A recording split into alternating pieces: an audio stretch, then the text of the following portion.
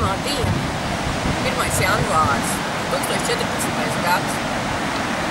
Mēs esam Austrālijā, brīnumainā salā, Austrālijā. Un mēs esam brīnišķīgu dabas enerģiju ieskābumā. Mums aiz muguras ir Tasmānijas jūra, kas ir savienota ar Kluso okeānu. Uz zem kājām ir zaļa zeme un dzeltenas smiltis, zelta krāsā. Mums ir zilas debesis un vienmēr spoža saule un vējš, kas glāstu vaigus. Austrālijā ir ļoti spēcīgas dabas enerģijas. Šī vieta ir bijusi nošķelta no pārējās pasaules ļoti daudzus gadus atpakaļ, simtiem tūkstošu gadu. Un līdz ar to tas, kas ir šeit, viņš ir saglabājis savu identitāti, viņš ir saglabājis savu spēku, savu patiesumu. Jo mums Eiropā ir, varētu teikt, daudz dažādu uzslāņu, kas radušies caur dažādiem notikumiem. Bet šeit viss ir tīrs.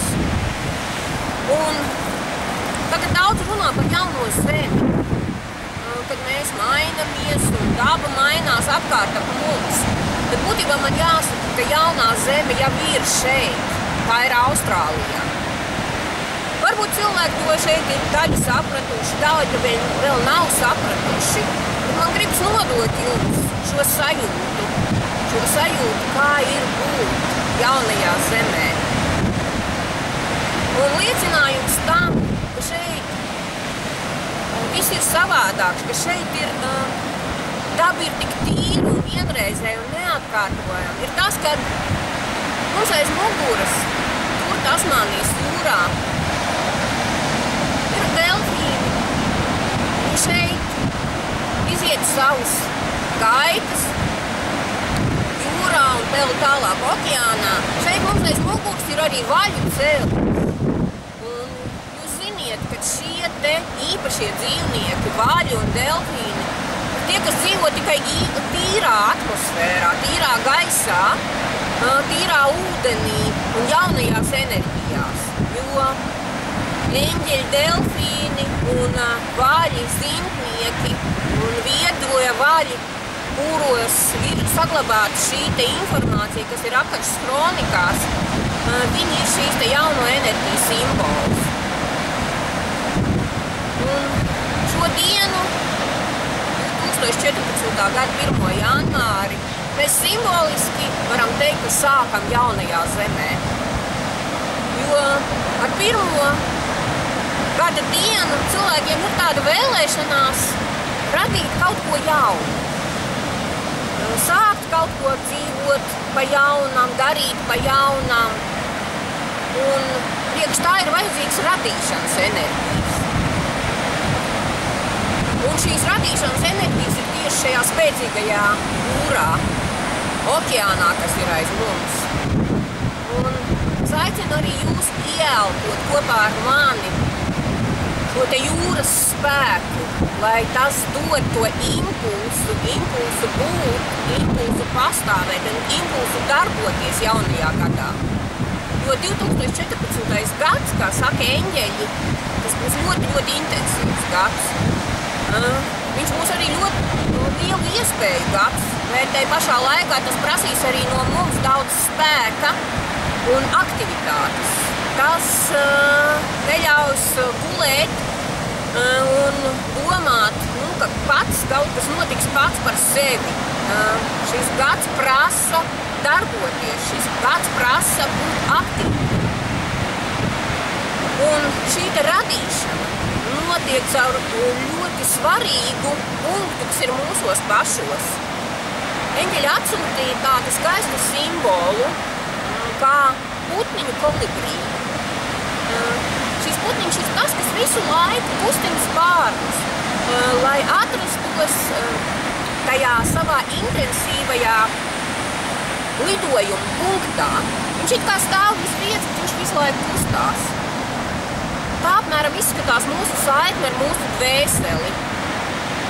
Tā ir it kā tik ļoti, ļoti trausla, bet te pašā laikā tā ir visu laiku kustībā. Un šis skaistais dzejolis, zilais putniņu Biminī, zilais putniņu kolibrī aizved mani uz sapņu zemi Biminī. Un caur šo dvēseles punktu mēs arī atrodam šo ieeju šajā jaunajā pasaulē, jaunajā dzīvē. Jo no dvēseles punkta notiek radīšanas enerģija. Tikai esot kontaktā ar savu gaismas punktu, ar savu dvēseli, mēs varam radīt patiesu pasauli ar sevi. Saskaņot ar augstāko dievišķo plānu. Jo šeit mēs esam kontaktā ar saviem eņģeļiem, ar saviem gaismas skolotājiem. Bet šis punkts ir ļoti, ļoti trausls. Un mums jābūt vienlaicīgi būt apzinīgiem, lai sajustu, vai esam šajā gaismas punktā, vai esam savā dvēseles punktā, vai esam kopā ar šo mazo putniņu kolibrī, kas ir kā simbols saiknē ar dvēseli. Eņģeļi saka mums šobrīd, uzticieties mums ar vien vairāk, paļaujieties uz mums. Jums būs vajadzīgas daudz jaunas enerģijas, lai paveiktu to, ko esat iesākuši. Un lai iesāktu jaunas, daudz spēcīgākas lietas šī gadā. Un tā kā šodien ir gada pirmā diena, mēs varam arī noteikt, kāds ir šī gada erceņģelis. Man līdzi ir erceņģeļa orākula kārtas. Un mēs padomāsim, lai caur šīm kārtīm atnāk mums šīs dienas, gada pirmās dienas vēstījums, kas nosprauž būtībā enerģētisko virzienu visam gadam. Kas ir mūsu šī gada erceņģelis? Kādas ir viņa enerģijas? Ko viņš mums dos un kā viņš mūs vadīs? Un mūsu šī gada kārta ir, fantastiski! Mūsu šī gada kārta ir uzvara un erceņģelis Sandalfons. Un viņa vēstījums ir, tavas lūkšanas ir sadzirdētas un atbildētas. Tici un paļaujies. Fantastiski! Jo erceņģelis Sandalfons ir tieši tas erceņģelis, kas mūs saista ar smalkajām dabas pasaulēm, ar dabas gariem. Un jaunajā pasaulē ieejot, mēs ar vienu lielāku veidojam savienojumu ar šiem te dabas gariem. Ar ūdeni, uguni, gaisu.